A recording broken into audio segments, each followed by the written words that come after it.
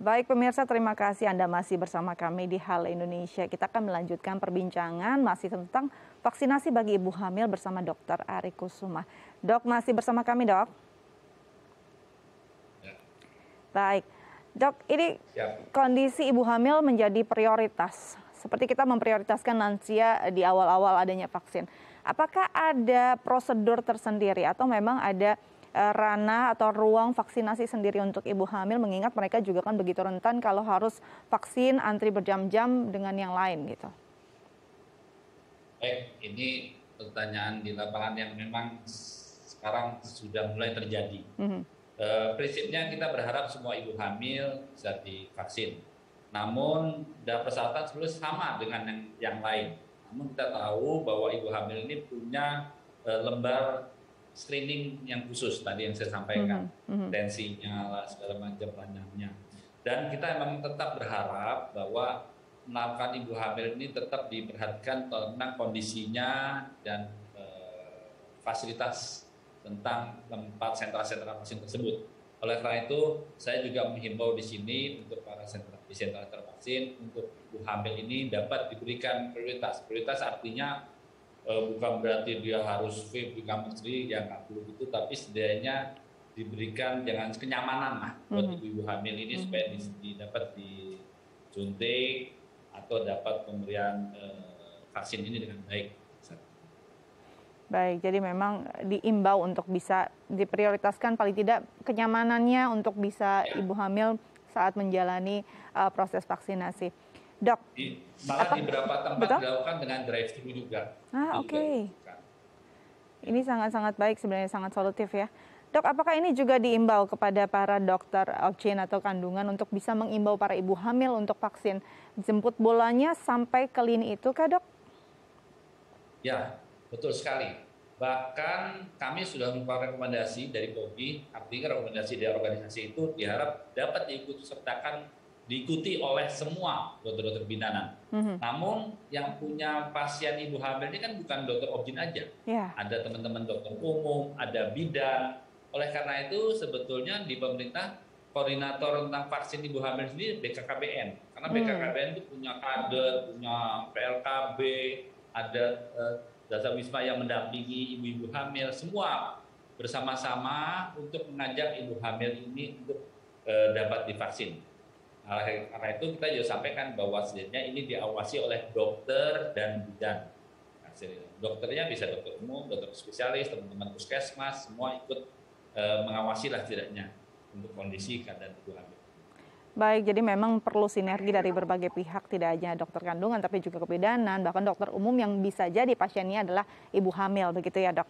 Dok, ini kondisinya ibu hamil, oke, semua sudah disosialisasikan aman untuk ibu hamil. Bagaimana ibu yang baru melahirkan, kondisinya memungkinkan tidak untuk divaksin? Di surat edaran maupun rekomendasi sebetulnya sudah ada juga bahwa ibu menyusui pun dapat dilakukan vaksin. Oke, jadi aman ya kondisinya untuk si ibu hamil maupun bayi yang sedang disusui, begitu ya.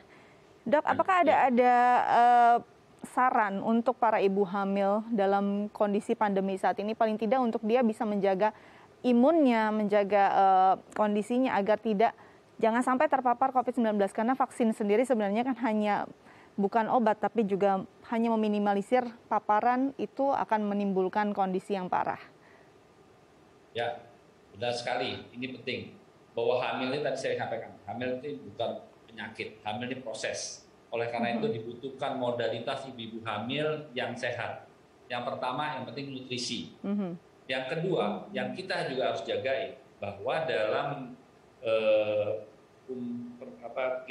kita ngumpulin data ini, ternyata ibu hamil yang COVID pun 51,9% adalah OTG.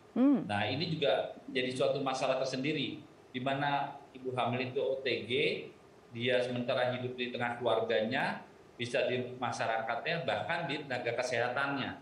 Nah, baik ke bidan maupun dokter. Jadi ini harus diperhatikan. Jadi ibu-ibu hamil, pertama, dia harus melakukan testing yang sedini mungkin. Memang saat ini ibu hamil itu kadang-kadang di testing kalau mau ada tindakan, kalau mau melahirkan, kalau mau masuk dirawat. sebaiknya dilakukan sejak awal. Waktu periksa, itu memang ini biayanya nggak kecil ya, jadi ya masalahannya. Jadi ini yang harus dilakukan. Yang kedua, ibu hamil juga harus sadar kalau dia ada gejala flu, pilek, jangan dianggap nih, saya flu aja nih. Ya, ini lagi zaman pandemi. Tidak salahnya dia lakukan pemeriksaan sedini mungkin.